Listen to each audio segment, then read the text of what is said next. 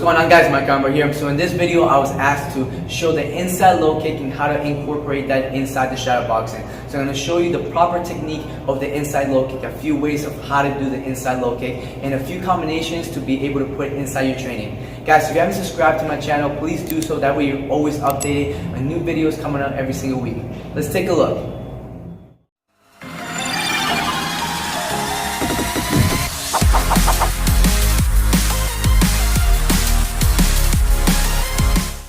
Alright guys, so today fighting stance, we're going to be doing combinations hitting the inside low kick for shadow boxing. So when you do the inside low kick, we got to visualize hitting our opponent inside here, where there's not a lot of muscle, there's not a lot of meat to take that impact. So it's a very effective technique that can create a lot of damage. However, of course, if the person blocks, it can also be very dangerous. But of course, it's like anything, there's always risk to it, and you need to know how to use the technique properly. So there's two ways that you can do the inside low kick. One of them is with a step, all right?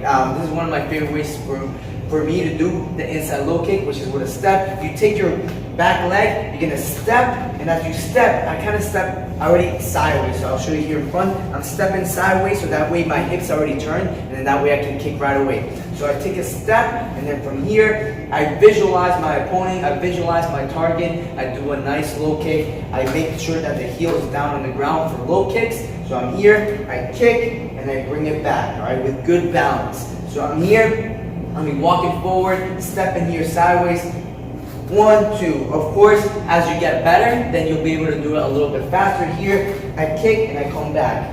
I kick and I come back. I make sure that this hand is covering my face. That way, if I get kicked, then I have a little bit of defense. Other arm, extended, same arm, same leg is going to be extended for a counterweight and giving you that power. So I'm here, I kick. Here, I kick. If you notice, I don't actually turn all the way. For that inside low kick, you can turn all the way if you want, but a lot of times it's a really, really fast type of kick. So you kind of kick a little bit diagonal, just a little bit, all right? You don't have to make sure you don't kick up, because you're gonna hit your opponent in the nuts, and that's gonna look bad on you. But you don't actually have to turn all the way. So I'm here, I kick, boom, all right? So I'm like, not fully turned, not up, of course, so you don't want to hit him down low, but you're a little bit diagonal. So I'm here, I kick, bomb, and I come back. I kick, bomb, and I come back. If you notice, I go all the way with my kick. I go all the way with my kick, and then that way I'm able to practice the full range of my technique. So you don't want to just tap here, because if you practice like that the whole time, then you're gonna practice wrong. When you're gonna do your actual sparring, then or your actual fight, you're gonna fight like you practice. So I'm here, I kick, boom, and I come back with balance. I kick, boom, I come back with balance. I take that step, boom, I come back with balance. I drop step, come back with balance. Now, the next one you can do is a switch kick. So you do the switch kick, the lead leg goes back, 1, 2, and then instead of kicking for the body or for the head, then you just go for the low kick. So I'm here, low kick, and then come back. Of course, try to use that balance. So I'm here, switch, kick, here, switch, kick, here, switch, kick. All right? So that's two ways that you can use the low kick. Same thing, try to visualize hitting inside here. All right, guys, so the first combination we're going to be doing is a simple jab, cross, step, and then do the kick. So I'm here, I'm going to do jab, cross. As I'm crossing, I'm using that momentum of the cross to be able to step. 1, 2, all right? 1, 2, I'm using the momentum, step and kick. So I'm here.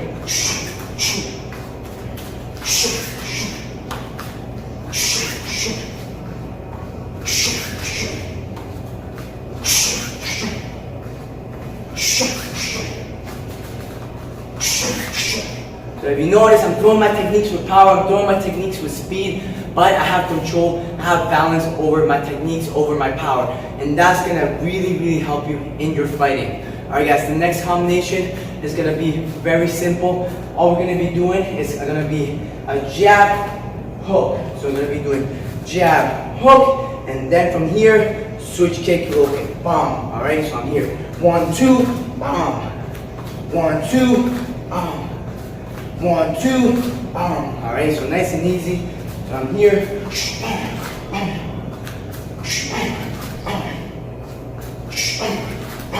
Alright. Shadow boxing, light footwork.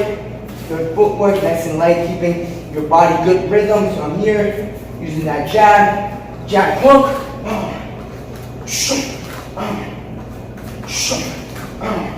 So one thing about the switch kick, guys, remember the switch kick is something that you do in place. So if the person is not moving back, you can do a switch kick. If the person is moving back, then you want to do a step kick. So if the person is moving back, I need to cut that distance. So I got to step and then kick, all right? If the person is in place, then from here, if they're in the right range, then from here, I can do a switch and kick.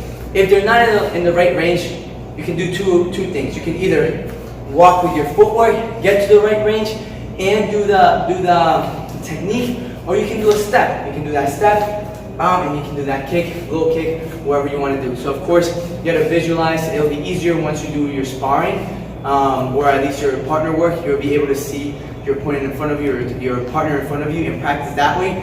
But while you're shadow boxing, make sure that you visualize the target, visualize the technique, visualize the distance. You yourself cutting the distance. See where your opponent is. Visualization is very important for shadow boxing. All right, guys. So if you have any questions, please comment below, and see you guys next time.